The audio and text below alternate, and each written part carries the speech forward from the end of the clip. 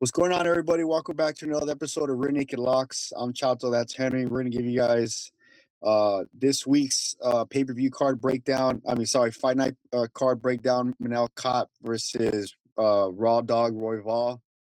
You know, it's a bittersweet moment. Last official card in general for the ESPN era. We got 6 long weeks ahead of us without any MMA. Hopefully, this card is a good one. Hopefully, the main event and the co-main event deliver. There's some sneaker fights in this card. How do you feel about the overall layout of the card, Henry? Yeah, it's pretty good. It's pretty good. Should be some finishes.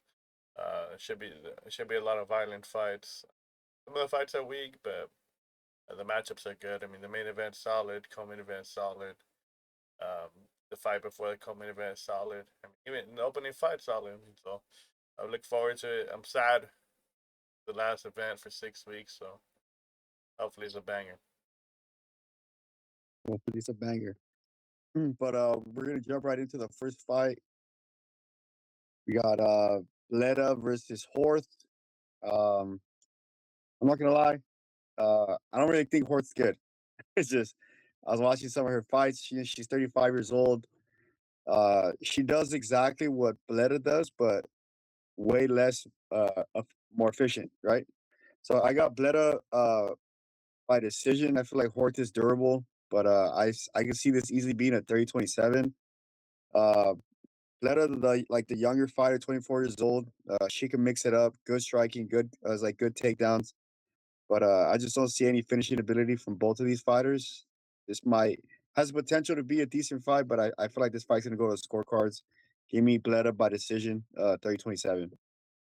Yeah. I mean, I might have to disagree a little bit on the scorecards. I think Bleda's gonna finish it here. Um, Horth, Horth is just one of those fighters who's just decent at everything. But we've seen her lose to girls that are more physical, that are more violent.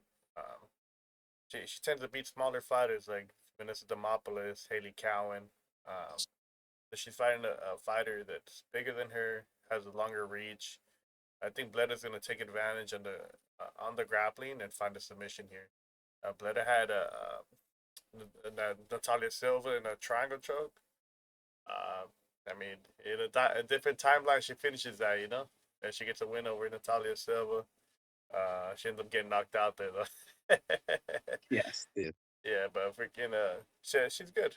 The only thing that I don't like about Bledá is her head movement's atrocious, but in this fight, I don't think it's gonna matter. I think she's gonna win the moments on the feet, and if she wants to get her down, she can get her down.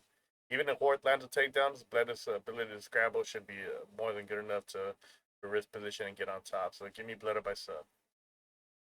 Everybody stuff. Henry's going with the finish. I don't know. Girl fights are like a hit or miss. The next fight, dude, this is I don't know why this fight's even on this card. Got Fry versus Guillermo Pat. Both fighters are fraudulent. Both fighters have seen absolutely zero resistance. Fry seems like he just goes forward. He tries to overwhelm people with pressure. Pat seems like a little bit more well rounded. He's got some jiu-jitsu, got a cleaner technique. So with that said, I'm gonna take Pat with no confidence at all. But this should be a violent fight. Just bet the under. But grab some popcorn. This fight won't last long. But give me Guillermo Pat via TKO round one. Yeah, this could be a rock'em sock'em robot match. Both of these fighters are there to bang. But I usually lean towards fighters that have more than one way to win, and Pat just has to be that guy.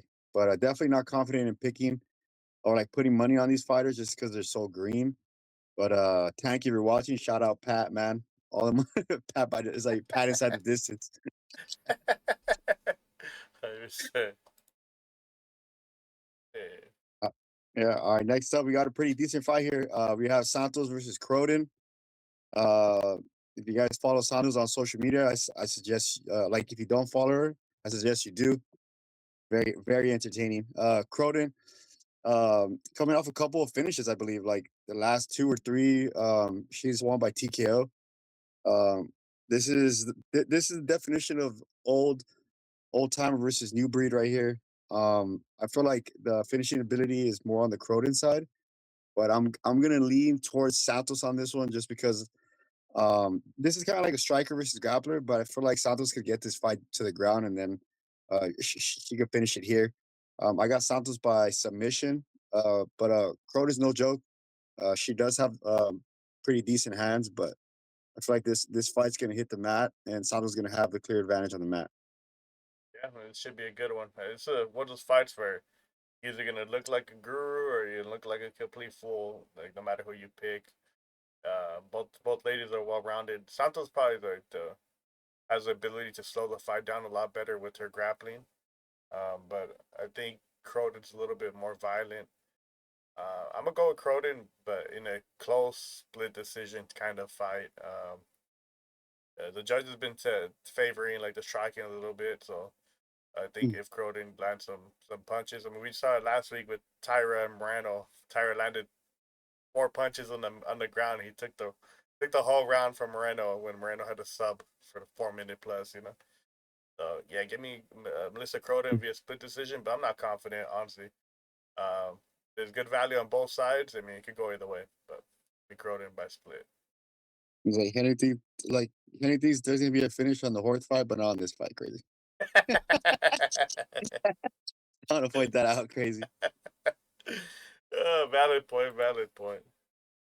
All right, should be a finish in this one though. We got Sheriff versus Asplund. Um, Sheriff is his second UFC fight. He fought Junior Tafa in his first fight. And he got knocked out. Terrible look. But if you look at his other fights, he got power. He got big power. It just he going against a world champion kickboxer in Tafa, and if he can't strike at that level, he's gonna beat your ass. Then on the other side, you got Asplin, Concrete himself. In the contender series, this dude, he's big. He's a former fat boy. This dude he's massive. He goes chin for chin, but he uses his size to the best of his ability. And I think the size is gonna be the difference here. I think Asplin, if he wants to slow it down, he can slow it down. Wear on Sheriff. I think Asplin's gonna win by TKO, probably round two. And probably at the end of round two. So give me Asplin via TKO. Yeah, I was just looking at the stats, bro. Both these guys are at the absolute limit of the heavyweight division. They're massive. 6'4", 6'3", 6'5", 265. Dang. But yeah, like I'm gonna have to follow Henry on this one. I was watching back that Sheriff fight versus Junior. I mean, we have like versus the Taffa brother. And yeah, like Taffa's no joke on the feet, obviously, but I feel like Sheriff, even though like he does have massive power, he's there to get hit. And I think Aspen is like a little bit more athletic than him, and I feel like he's gonna hit first. But again, not confident because it's one of those matches where like it's basically whoever lands first. But I'm confident that Aspen's gonna land first, and I would be surprised if this fight went over one round. Have Aspen round one KO. Oh, get it. We have another banger here. We got my boy Magny versus Amosov. I don't know if you guys seen this dude. Like I was like just going over tape, and then there's like a video of him in like like his military was popping up on my TikTok. So I was like, this guy's all over the place. But he's a former Bellator fighter. Dude, like, this guy has some pretty solid wins. Or Storley.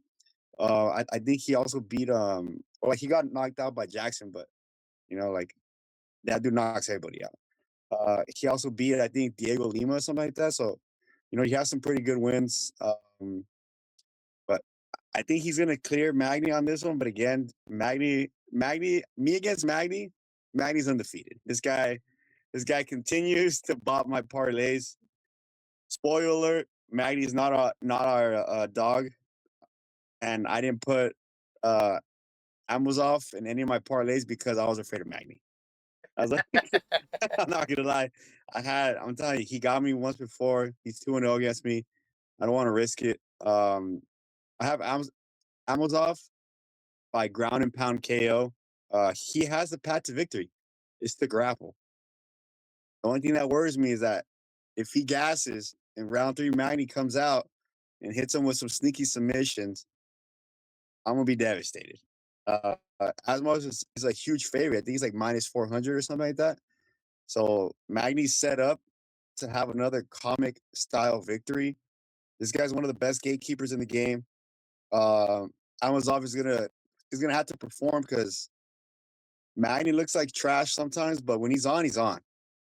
If you guys are gonna bet on Amazov, I mean, at minus 400 is kind of steep, but if you're feeling props, I think he could. I think he could ground and pound Magny out cold. But if you guys are feeling dangerous, Magny round 3 sub is always good to sprinkle. Yeah, this is a typical Magny fight, but Amosov's grappling is severely underrated. I mean, this guy's one of those guys where he had to stop fighting to go to war, to go defend his country. Like, Mm. I don't remember if it's him or not, but I want to say it was him, or his house was destroyed by a bomb.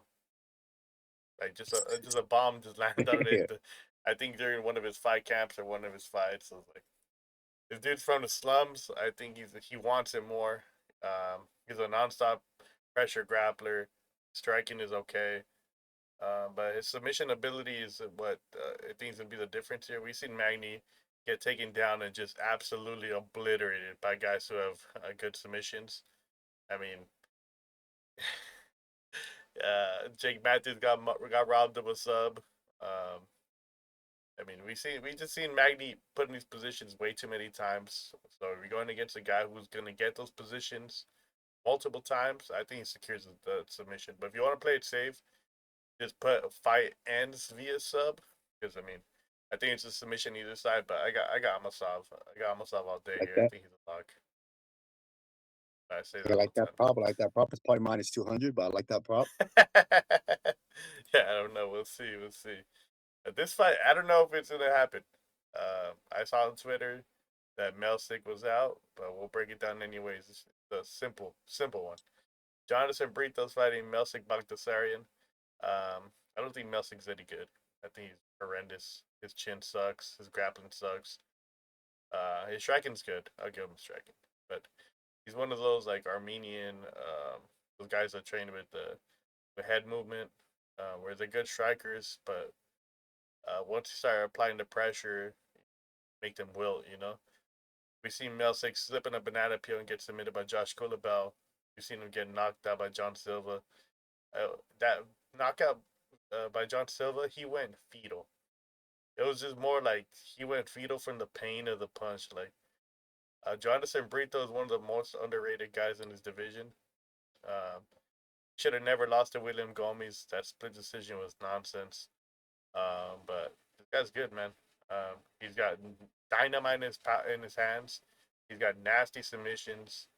Um, it's unfortunate that this fight might be off because Brito's probably gonna end up fighting some janitor off the streets on, on late notice. But yeah, give me if he fights Melsick, and give me Joanderson Brito via knockout round 1. Yeah, I mean it's unfortunate. Brito was originally in the round the world parlay spoiler, but we took him out because we were seeing a lot of chatter online, and like I don't want to give you guys a bet, and then like the odds get skewed because the fight was canceled. So we went with our plan B. Uh, you guys will see at the end what our plan B was, but I'm confident in my plan B, just like I'm confident in Brito knocking this dude out in round 2. Like if you guys look, if you guys do a deep dive on Brito, his last couple of fights do not reflect the type of fighter he is. He's on a 2-fight losing streak, but Henry said it best. That Gomes was a little sketchy. You know, like I think I'm wrong, but I think that fight was in France, so maybe like I think that's why the fight went to Gomes. I mean, I'm just gonna throw that out there. But yeah, like, I think Brito has the ability to knock this dude out, to sub this dude. He has like 9 knockouts, 7 subs. This guy's extremely well rounded, extremely durable. And Mousik, I mean, he's just subpar everywhere. You know, like he's from Armenia, but he's not Armin. Give me Brito inside the distance by whatever he wants, but hopefully Mousik pisses and shits. I got Brito by knockout.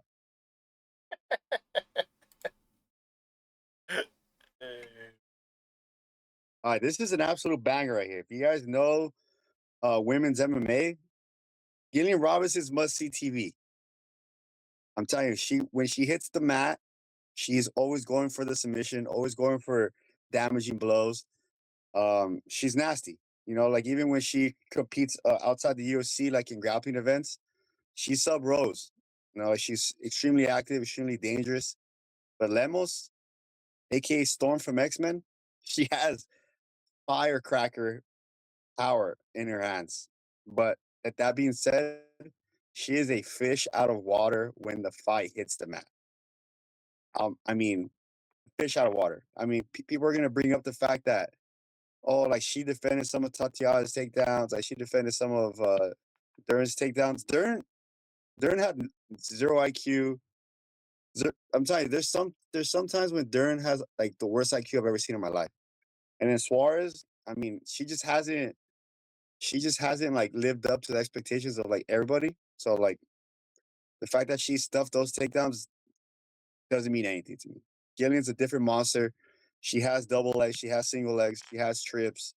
It's not a matter of if, it's when she takes her down. Lemos just has a striker's chance, and I'm never gonna bet on a fighter that is just hoping and praying to close their eyes and land on a heavy strike. That's just not gonna happen. Have Robertson inside the distance by submission. I'm telling you right now, it's a free pick. Robertson inside the distance or Robertson by submission. Lemos, I'm telling you, if you want to look at Lemos on the floor, find a roach and like spray some raid on it.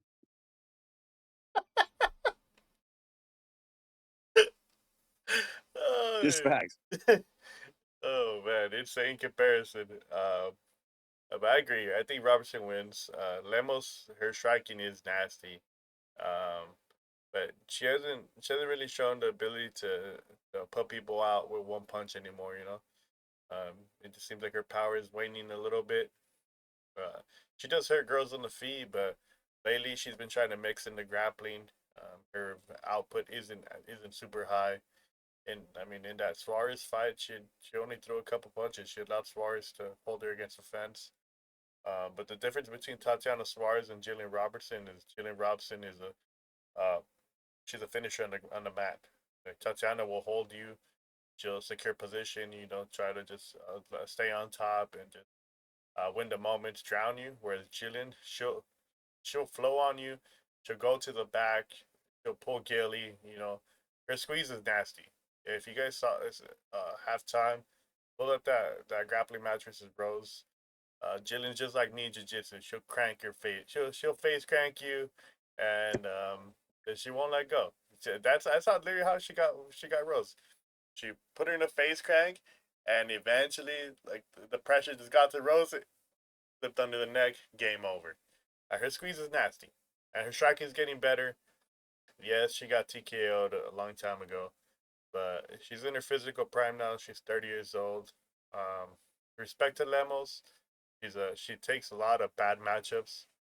Um, so maybe props to her. But I think if Robert gets her down at any point in this fight, I think it's over. So give me Gillian Robertson via TKO. I think she gets her like in a crucifix, Way Lee style, Valentina style, and just TKOs her. But if you want to play it safe, fight doesn't go distance. But I think Robertson's inside. I just want to say a public service announcement. If you see Henry on the mat, just know he's gonna crank your face. If you're a 9 to 5 worker trying to lose some weight, and he's gonna take advantage of you and face crank you until you tap. All right. So like somebody needs to put posters up like of this guy like on free runs. This guy's a menace. He's a menace on the mat. Hey man, you gotta tap out. You know, if somebody gets me to Kimura, I'm not gonna wait for him to crank it. You know, I'm tapping out immediately before I snap my shit in half. You know, if I have you to face crank and you're in pain, tap out, bro. Tap out. That's insane. All right. All right, the next fight we got Mr. King Green versus Lance Gibson Jr. This fight just got put together today. Tuesday? Yeah, Tuesday, December 9th. I had seen it. Bobby Green rumored to be on this card, so I assume he was training. I assume he's been in camp. But I don't think he's gonna matter here. I looked at Gibson's fights. I mean, we have no odds for his fight. I don't know if Bobby Green's a favorite, or if he's underdog, or if he's a massive favorite, or if, odds are even. But Gibson, he seems like he's like a wrestle boxer, where he uses his striking to set up the grappling. But what I didn't see in his tape was one hitter quitter power, and that's been Bobby Green's weakness. Like just big punchers, big punching power. Because I mean, if you go try to go strike for strike and you can't knock a Bobby out, it's gonna fuck you up. I think that's what's gonna happen here. Um, Gibson's only loss, he got knocked out just with a clean jab. Just piston jab down the middle, and that's what put him down. I think Bobby Green is more than good enough to light this dude up on the feet. His takedown defense has always been good. So if it remains on the feet, I think Bobby's gonna beat his ass. If Bobby loses this fight, it probably is because he's watched down for. Like Gibson's not a bad fighter, but I don't think he's I don't think he's a great fighter. I think he's borderline top 20, top 30. So yeah, I think Bobby Green cruises here. Yeah, I'm gonna have to go with Henry on this one. I think Bobby Green's gonna style on this guy. He's probably gonna pepper him round. He's gonna pepper him round one and finish him round two. Like I was looking at Gibson's fights.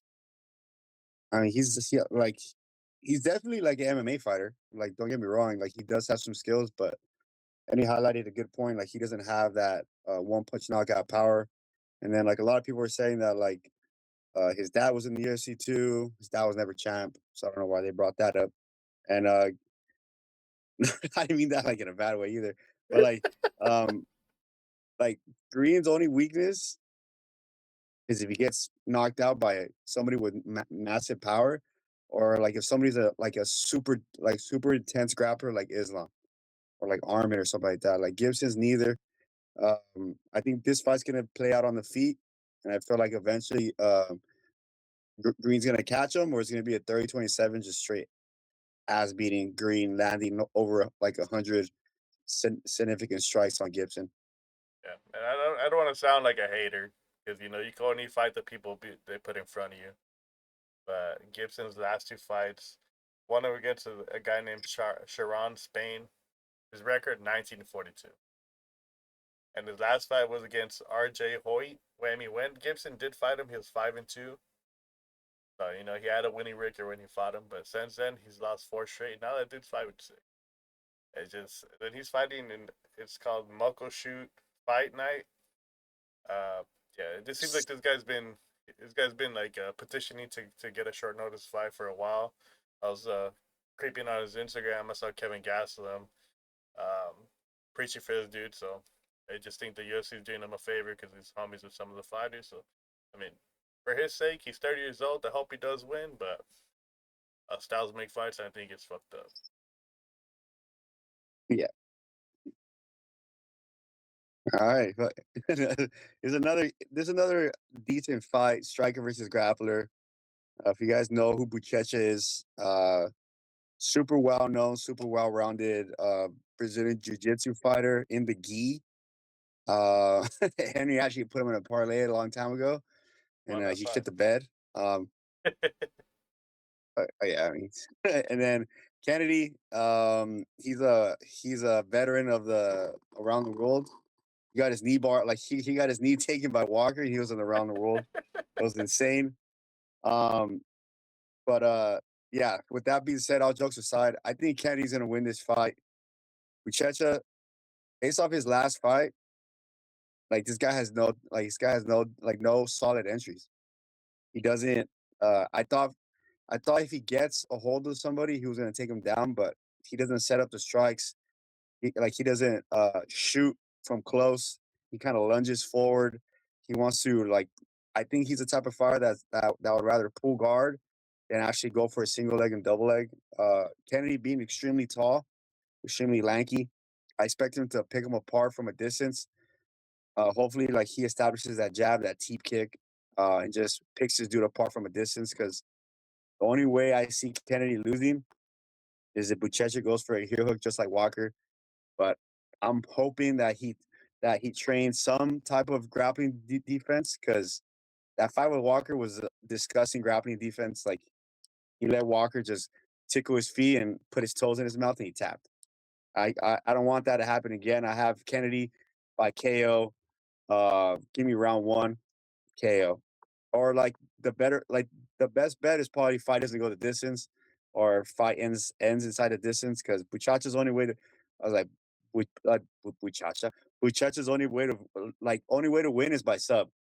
So, like, do with that info but I have Kennedy inside the distance. Yeah, I'm gonna have to disagree here, but I think it might be a little bit of bias because Kennedy has got me versus OSP, got me versus Walter Walker, got me a few times, got me a few times. But I think the difference between Kennedy and Martin Budai is Martin Budai is an actual heavyweight, whereas Kennedy is just a 205 where it just doesn't want to cut any weight anymore. Yes, he is tall, he is lanky, but Martin Budai was able to survive on the mat because he's a jiu-jitsu first guy. Budai's main game before he got to UFC was strictly jiu-jitsu. And honestly, I thought Buchecha won that fight. It was one of those fights where the judges didn't favor grappling at all. You know, it is what it is. But I think he's gonna get Kennedy down, and I don't think Kennedy has the cardio to survive 15-minute grapple fest with something like Buchecha. So give me Buchecha inside the distance. It's just like that Croden Santos fight where he's gonna look like a genius or he's gonna look like a complete fool. And we'll see. So I'll take Buchecha here. Mr. Kennedy, damn. This fight should be a banger. We got Morgan Charrier versus Melky Costa. Charrier, I think he's a better striker of the two. I think he's just better techniques with the hands and the feet. Melky does have good kickboxing. And I think he's a better submission grappler. But his takedowns aren't very good. Charrier's takedown defense is pretty solid. I think Charrier is a lot better than his record indicates. I think he's just like Manel Kape, where like when he's on his game, he can beat anybody. But when he's off, he just fights close. But we've seen Melky get knocked out before. We've seen him hurt multiple times. I think the speed of Charrier is going to be too much for him. I think Charrier is going to find the chin. I think he's going to knock him out. Charrier is one of my favorite fighters. Honestly, I thought he beat Chepe. He did lose to Nathaniel Wood, but Nathaniel Wood we saw in his last fight, the dude's a dog. Charrier should have a better record in the UFC than it shows, but I think he wins by knockout here. Yep, man, this guy's getting lighter and lighter. Like every time he fights in the UFC, I got the buff pirate himself, Charrier by KO. I expect Costa to get knocked out exactly like Steve Garcia did to him. But Manchas aside, like, he's a pretty decent fighter. Like, I think he's like on a what, 1, 2, 3, 4, like 4-5 win streak right now. Extremely active. But the way he fights, he's kind of like a Marab. It's like he's either gonna sub you or he's gonna take you to decision. He doesn't have a lot of power. He doesn't have a lot of combos. You know what the game plan is. Shoot, tire him out, sub. But Henry said it best. This guy gasses with his own game plan. If you gas with your own game plan, you don't take Charrier out in round 1 or round 2, he's gonna knock you out on the feet. That fight, Charrier versus Chepe was 1-8 on takedown attempts. And I think Chepe is a bigger dude than Costa. Probably not a better grappler, but bigger in size. I'm with that logic, I think Charrier is going to be able to stuff the takedowns. He might get taken down, but I'm confident in his ability to get up. And just like Henry said a couple slides ago, it's like it seems like they're turning that page where they're putting more emphasis on damage. And I feel like Charrier with the elbows inside close, knees, teeps, leg kicks, I feel like eventually Costa's gonna gas, and Costa's gonna get knocked out. Give me Charrier, the boy pirate, round 2 or 3 knockout. I just want to add one more thing. Morgan Charrier, he hasn't. He's had 17 fights not go the distance. he's won 16 of those. You know, so like I think this fight doesn't go the distance. So I mean, if one guy is super dominant in fights that end before the scorecards, I think go with that guy. You know, but our next fight, man, we got we have a Bark Alley pick. This one is tough, man, because like, this card is a little bit of a trap card. There's a lot of fighters that they're older. They might have the superior skill set. I think this is one of them. Al Hassan still swinging for the bleachers. And he's getting through here.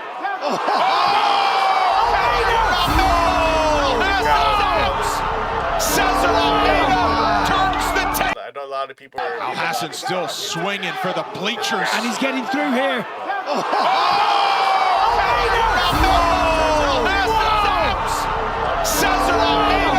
Turns the tables quickly.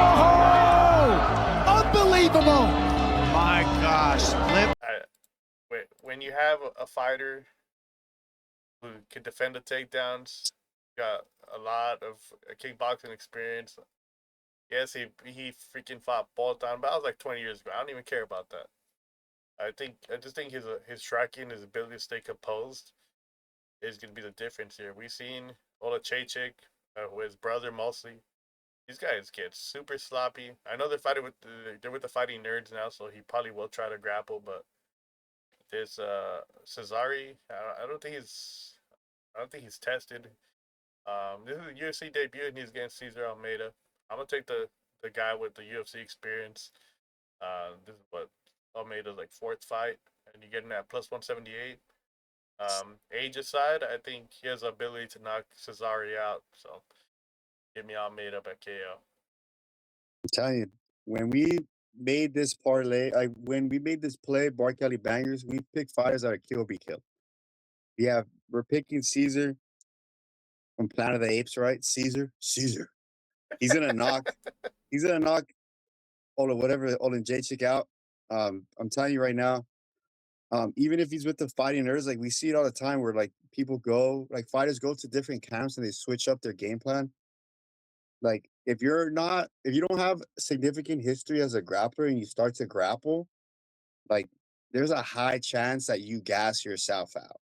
If you gas yourself out against a fighter like Almeida, cool, calm, collected, composed, nasty jab, nasty power. It's like you better hope you if you're gonna grapple, you better hope you grapple in the first round and get him out of the first round. Because once that lactate starts to build up, those arms get heavy. It's like you can't protect that chin anymore. Caesar's gonna find it. You're gonna find it and lay you out. So I got Caesar by round 2 KO because Caesar's the type of fighter that he has a Polton effect where his path to victory is by knockout, so you're gonna try to wrestle fuck.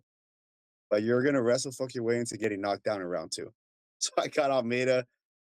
He doesn't have the UFC jitters. He has the knockout power. He has the massive advantage and experience when it comes to striking. And the beauty about MMA is that every fight starts on the feet. Give me Almeida to lose round 1, but to come out and knock this dude out in round 2. I mean, hopefully that's the case. I mean, lately we've been cursing whoever we pick as an underdog. Hey, but every other underdog that we pick, besides the Bark Alley pick, they come out and win. So, if you guys like Buchetta, you guys like Croden, you guys like, I forgot who else. Yeah, give us Almeida here. Almeida by knockout. It should be a stand-up fight. It's gonna be like the McKinney, and the freaking Duncan fight. They're gonna stand and trade. They're gonna slug it out. We just gotta hope our guys are the one standing at the end. So I made about KO. Sheesh, we got the absolute. This is my main event of the card right here. You got my boy Giga Shikazie versus the future Kevin Gallegos, aka MMA Messi. I seen Giga. Shout out Giga though. We took a picture out in Vegas. He looked like a straight skater. I was like, this guy will knock anybody out right here in this strip right now. So shout out Giga. He's definitely a fan favorite. But he's one of those fighters that never lived up to like the expectations. He has that Giga kick. but that's all he has. It's like you have a kick named after you, but when's the last time that like you knocked somebody out with that kick? It's been a while. This dude is super inconsistent. Like he's lost to fighters that like he shouldn't have lost to. Like he doesn't fight as often as he should. He's out there in Bellator fights, taking pictures with fans like me instead of training. I got Kevin Gallegos by KO, 24-year-old phenom. This guy is absolutely nasty. His most recent loss was against John Silva. Watch that fight back. My boy was like 22 years old, 23 years old in there, standing in the pocket with John Silva. Blow for blow, kick for kick. He took his nuts out and was like, let's bang right here. Giga's not like that. Giga's not built like that. Kevin Gallegos has multiple paths to victory. He has nasty striking, nasty power, nasty combos, but if it gets tough, he will shoot. This is MMA. We always pick fighters that have more ways to win. Kevin Gallegos has that dog in him.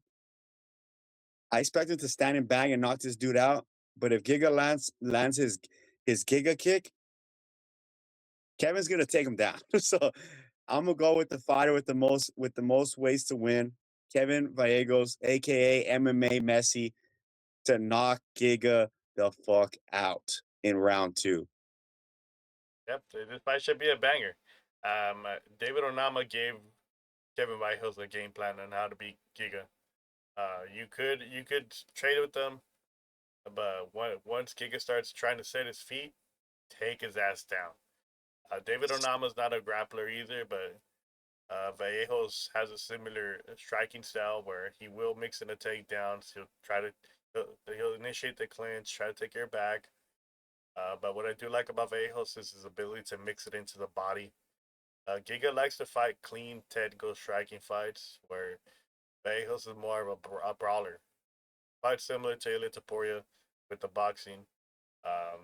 I just don't see how Giga. I don't see how Giga. Damn. I don't see how Giga withstands like the pressure coming from Gallegos. I mean, he's got to knock him out. But I don't think he's gonna be able to do so. Giga hasn't knocked anybody out forever. Typically, it's been body kicks. But Vallejo's 24 years old. He's still got that young man durability.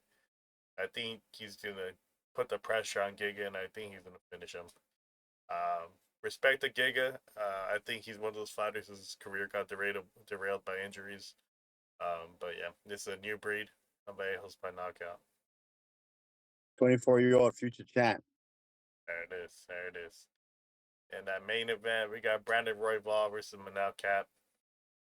It should be a banger. It should be a slugfest. Royval, he's one of those guys that's killer be killed. They call him Raw Dog for a reason. He'll stand and trade with you. He'll go for nasty scrambles. And with Kape on the other side, he's a clean striker. He's like more methodical with his approach. He tries to go for counters. His takedown defense is really good. He stuffed a lot of Muhammad Mokaev's takedowns. The only problem with Kape is sometimes he gets caught staring at the lights because he's waiting to set up the perfect punch. But I don't think that's going to be the case here. Royval's going to be doing too much for Kape to stand by and stand still. I think Royval does so much that he leaves himself open before the counter, and Manel Kape hits like a truck. I don't know if he knocks out Royval completely, but I think he hurts him bad. I think this could look similar to like the Chito Vera Rob Font fight, where Font lands all the volume, but Chito's doing so much damage where it's clear who's winning the fight. So with that said, give me Manel Kape. I'm gonna give Royval the credit for his durability, so give me Manel Kape by decision. Yeah, I like that. I like that play at the end. Kape by decision is probably going to be the play for me as well. This is going to go down to volume versus power, volume versus precision. But Royval is nasty. I mean, I bet on him against Pantoja. Pantoja got his ass, but it's like I'm a fan of this dude. Like, if you don't know who Royval is, and like you just clicked on his channel just to see, watch his fight versus Kai Car France. This guy's must see TV. He's the type of dude that, like, if he's getting rocked, he'll jump to Gilly. He'll throw some spinning back elbows. Like, he'll take one to land one. Like, he's about that life. But the problem with him is that he just doesn't have that power. He has that volume, he throws that jab out to touch. He doesn't throw that jab out to do damage. If Cap goes in there and doesn't fight like he did with Makayev, where he was just like staring the whole time, I feel like this should be an easy win for him. The damage, like if you guys look at the Royval versus Van fight, they were throwing bombs at each other back and forth, but Van was doing the more damage. Royval's face was all showing all the damage. I expect the same thing to happen in this fight. This has the potential to be the fight of the night and the best way to end the ESPN era. But I just hope to God that the cat that we know and love shows up and puts an ass beating in Royval, because if Cap shows up and he's staring at the lights, he's gonna stare at a minimum of 100 significant strikes to the chin, minimum. So I need him to come with his A game. I'm fully confident that Cap could win by decision. This is a 5-round fight, I believe. So give me Cap winning.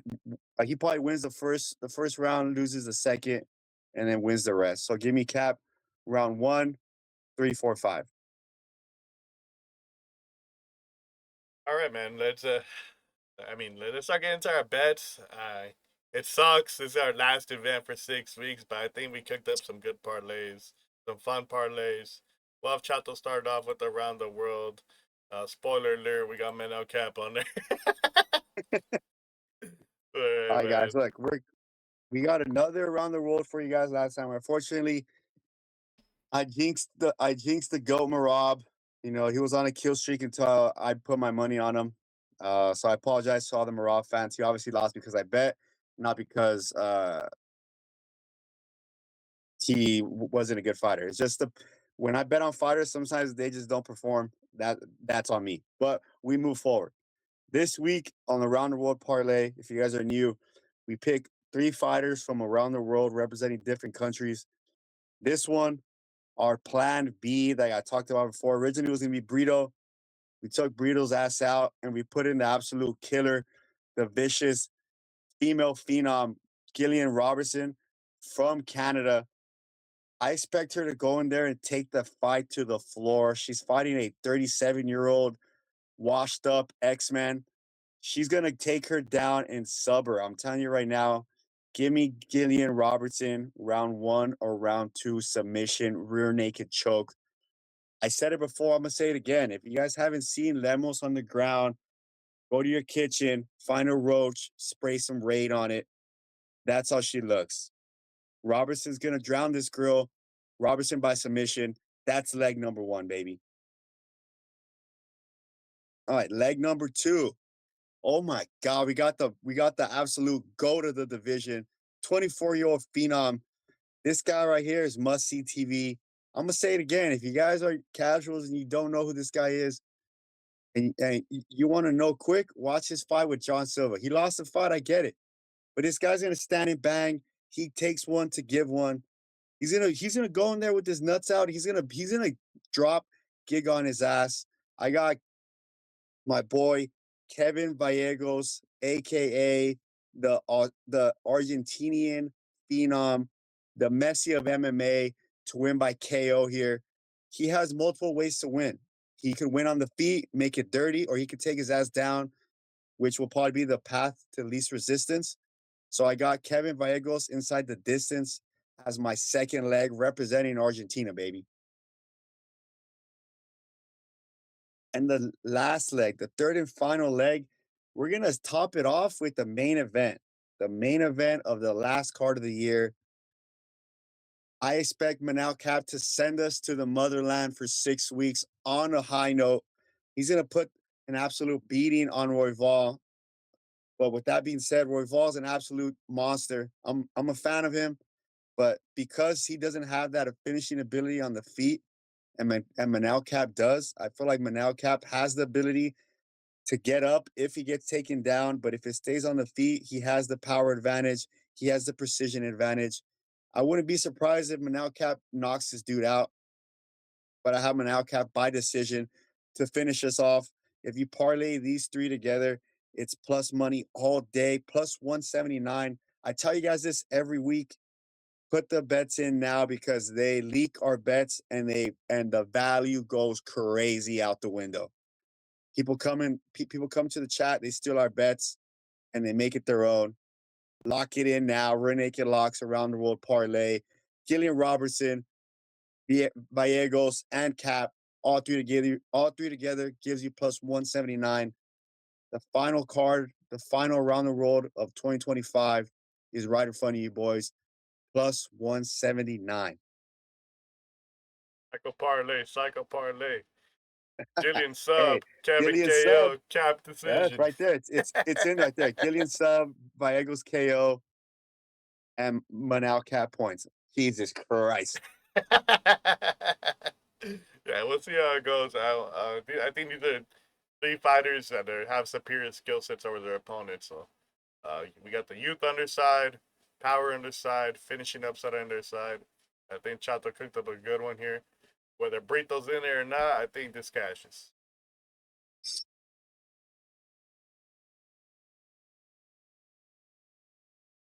And from our parlay, I'm going a little different. This one, I'm kind of risking it a little bit because Charrier is fighting a good fighter. Charrier, sometimes he fights close. Sometimes I get that.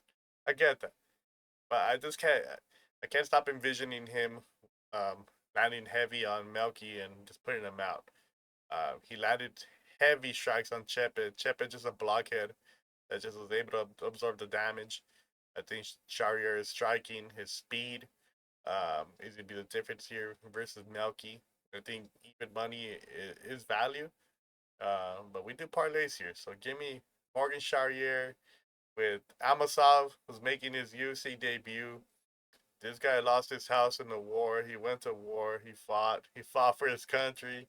Then he came back. You know, he didn't have a long layoff like before this. He came back, wanted to fight, and then got here. If it was like the layoff and just trained to UFC, then I'd be worried. But he went in, he fought Curtis Melender in the regionals. Curtis Melender is a UFC veteran, and he fucking fucked him up. So I expect him to do the same to Magny. I mean, in the graphic, that Brazilian is on the mat is Douglas Lima. If you don't know Douglas Lima, you don't know MMA, bro. This dude, Douglas Lima is a underrated fighter. He knocked out MVP. He has good takedown defense, and Amasov made him look like a chump. So I expect him to take Magny down, maul him. I think he wins via submission. But we're taking the money lines here. Charrier, Amasov, plus 137. Let's cash it. Yeah, I like that bet. I like that bet plus 137 odds. I was gonna put the Ukrainian on mine too, but minus 145, like minus 400, and Magny's my arch nemesis. So hope Magny pisses and shits on national television for the last UFC card. Yeah, we'll see. I respect the skills though. Respect the skills. 100%. The play of the week. I'm telling you, this man. It's sad that this is the last card 2025. The play of the week started off as one of the worst parlays from the company. From Rear Naked Locks, me and Henry were having discussions about changing this play because it was so bad. But it came back with a vengeance, and it's gonna cash again. My pick is obvious. I got my boy Messi MMA, Kevin Gallegos, 24-year-old phenom. I expect the UFC to give my boy HGH right before he walks into the cage, and he's gonna beat the brakes off of Skater Giga. Man, Giga's 37 years old, inconsistent, full of injuries. That Giga kick is not gonna do anything. My boy Kevin has the ability to finish on the feet, finish it on the ground. We always pick fighters that have more than one way to win. I'm telling you right now, the youth is even on this side.